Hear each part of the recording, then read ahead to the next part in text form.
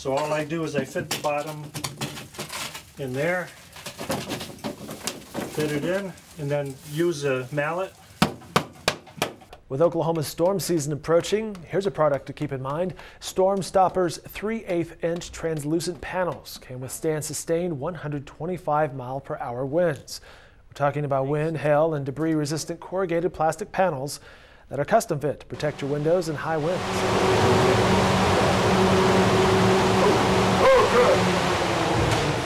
We manufacture Storm Stoppers. It's the first of its kind window protection. Goes up quick and easy, lets in light, no screws and nails used.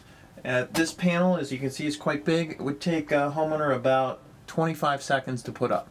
Originally designed for hurricane protection, the panels are a plywood alternative. Storm Stoppers has sold this system to more than 6,000 customers.